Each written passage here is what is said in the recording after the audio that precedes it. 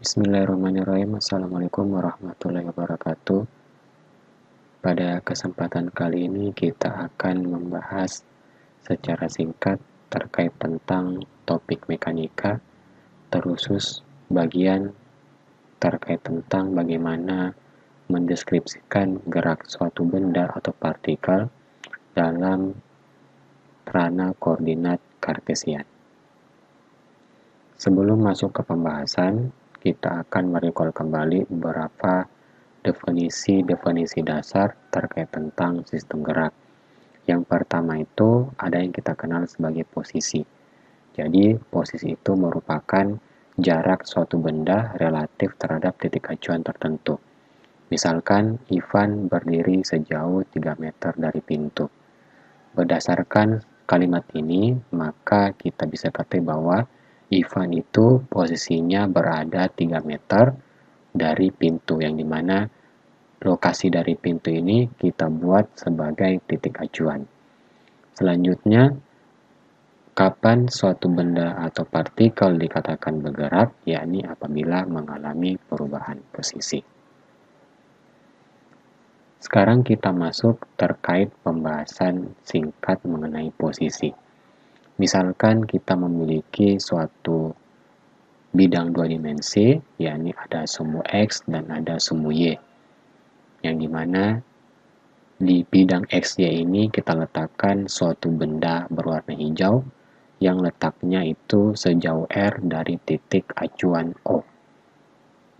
Berdasarkan bidang XY ini, maka posisi dari benda hijau ini dapat kita tuliskan ke dalam bentuk R sama dengan AXI ditambah dengan BYJ, yang dimana AXI ini merupakan nilai dari sumbu X, ya.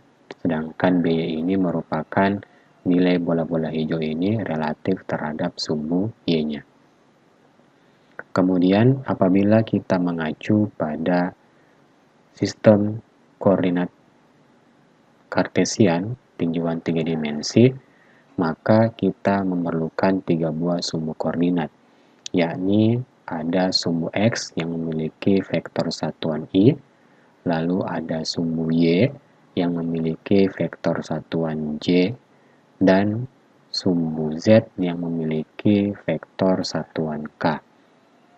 Misalkan kita memiliki suatu benda berwarna hijau yang dimana kita letakkan dalam koordinat ruang Kartesian tersebut. Maka dengan mudah kita bisa menentukan posisi dari benda hijau ini, yakni ke dalam persamaan vektor matematis, vektor R sama dengan AXI ditambah BYJ, kemudian ditambah dengan CZK. Sekarang kita masuk pada bagian terkait tentang perubahan posisi. Misalkan kita memiliki koordinat bidang XY, yang dimana kita letakkan benda berwarna hijau mula-mula pada posisi A yang memiliki posisi relatif terhadap titik acuan Y itu, yakni R1 sama dengan X1I ditambah dengan Y1J. Kemudian selang beberapa saat, maka benda hijau ini berpindah posisi dari titik A ke titik B, yang dimana posisi benda yang berada pada titik B ini relatif terhadap titik acuan O, yakni sebesar R2 sama dengan X2I ditambah dengan Y2J. Sekarang kita ingin mengetahui berapa besar perubahan posisi yang dialami oleh benda tersebut ketika berpindah dari posisi A ke posisi B, yakni sebesar R. Yang dimana nilai dari R itu sendiri dapat kita ketahui dengan cara mengurangkan R2 dikurang R1. Oke? Sehingga dengan menyubstitusi persamaan R2 dan R1 yang telah kita temukan sebelumnya, maka bisa dituliskan ke dalam bentuk vektor perpindahan R, yakni sama dengan X2I ditambah Y2J, dikurang X1I ditambah Y1J. Kemudian, apabila kita menyelesaikan secara lebih lanjut, maka akan kita peroleh hasil akhir untuk menemukan perpindahan benda yang bergerak dari titik A ke titik B, yakni vektor perpindahan R sama dengan X2 dikurang X1 I topi ditambah Y2 kurang Y1 Y topi.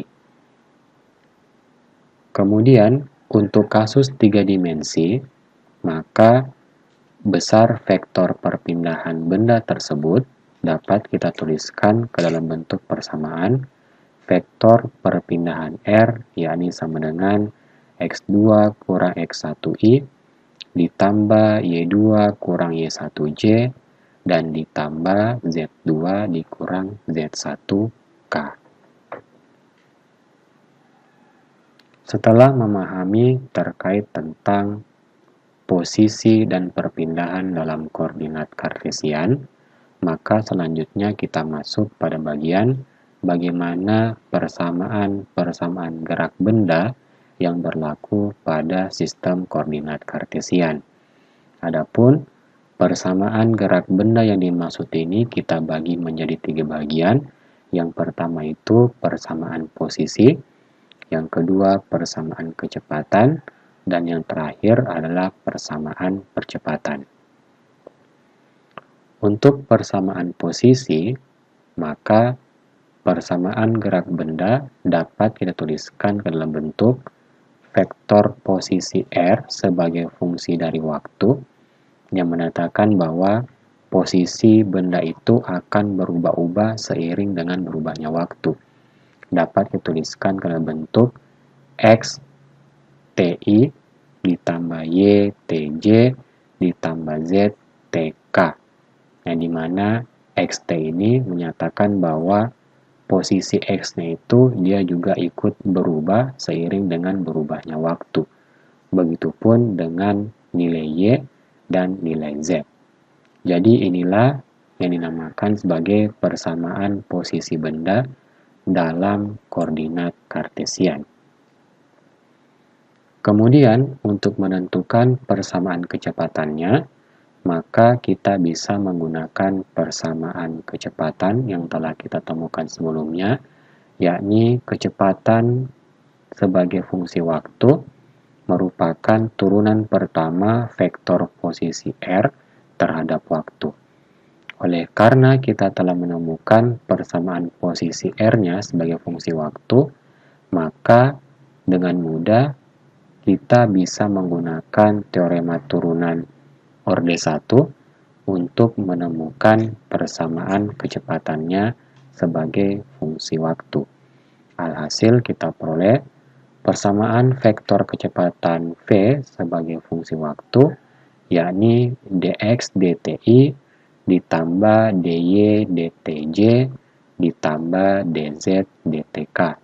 Atau yang lebih sederhana, kita bisa menuliskan vxi ditambah vyj ditambah dengan vzk, yang dimana vx ini merupakan komponen kecepatan pada arah sumbu x, dan vy itu komponen kecepatan benda pada arah sumbu y, dan vz merupakan komponen kecepatan benda pada arah sumbu z, yang dimana nilai Vx itu tadi adalah dx dt, kemudian Vy itu persamaannya adalah dy dt, dan Vz itu tadi adalah dz dt yang merupakan operasi dari turunan. Lebih lanjut, maka untuk persamaan percepatan cukup kita melakukan operasi turunan orde 1 terhadap persamaan vektor kecepatan yang telah kita peroleh sebelumnya. Oleh karena itu, persamaan percepatan dapat kita tuliskan ke dalam bentuk persamaan vektor percepatan A sebagai fungsi waktu, yakni turunan vektor kecepatan sebagai fungsi waktu terhadap waktu. Dengan memasukkan nilai persamaan vektor kecepatan ini ke persamaan yang di bawah, maka akan kita peroleh persamaan vektor percepatan sebagai fungsi waktu, yakni dvx dti ditambah dvy dtj dan ditambah dvz dtk, yang dimana persamaan ini dapat kita sederhanakan menjadi AXI ditambah AYJ ditambah AZK, dengan keterangan bahwa AXI itu merupakan besar percepatan terhadap sumbu X, kemudian AYJ itu merupakan besar percepatan pada arah sumbu Y, dan AZK itu menyatakan besar percepatan benda pada arah sumbu Z. Untuk lebih memahami terkait tentang penggunaan koordinat kartesian dalam mendeskripsikan gerak suatu benda, oleh karena itu mari kita sama-sama membahas contoh kasus berikut. Sebuah benda bergerak dengan persamaan posisi R sebagai fungsi waktu sama dengan 3T kuadrat I ditambah 5J ditambah 2T pangkat 3K. Berdasarkan persamaan vektor posisi sebagai fungsi waktu ini, kita disuruh untuk mencari berapa besar perpindahan dan kecepatan benda tersebut setelah bergerak selama 3 detik. Hal pertama yang kita ketahui terlebih dahulu, yakni kita harus mengetahui di mana letak benda pada saat benda tersebut belum bergerak. Berarti T-nya bernilai sama dengan 0. Oleh karena itu, kita mengganti nilai T ini dengan angka 0, maka akan kita peroleh R sama dengan 3 0 kuadrat I ditambah 5J ditambah 2 dikali 0 pangkat 3K. Kedua suku ini akan bernilai sama dengan 0 kecuali suku yang di tengah. Oleh karena itu, dapat kita lihat bahwa pada keadaan awal, posisi benda itu berada pada posisi 5J. Kemudian, setelah bergerak selama 3 detik, maka benda tersebut pada awalnya yang berada pada posisi 5J, maka akan berpindah ke posisi 27I ditambah 5J ditambah 54K. Adapun nilai-nilai ini dapat kita peroleh dengan cara mensubstitusi nilai T ini kita ganti dengan angka 3 dengan menggunakan persamaan matematis ataupun perkalian matematika sederhana. Akan kita peroleh nilai sebagai berikut. Oleh karena kita telah menemukan posisi sebelum dan setelah benda tersebut berpindah, maka kita bisa menentukan posisi vektor perpindahan dari benda tersebut, yakni dengan cara mengurangi R3 dikurang dengan R0. Oleh karena itu akan kita peroleh besar vektor perpindahan R dari titik awal ke titik yang telah bergerak selama 3 detik, yakni 27I ditambah dengan 54K. Sehingga inilah persamaan vektor perpindahannya dari benda tersebut. Adapun nilainya, maka kita bisa peroleh dengan cara mencari besaran dari 27I ditambah dengan 54K ini. Dengan cara mengakarkan, setelah mengkuadratkan lalu ditotalkan semua, maka akan kita peroleh nilai perpindahannya itu setelah benda tersebut bergerak selama 3 detik, yakni sebesar 60,3 meter.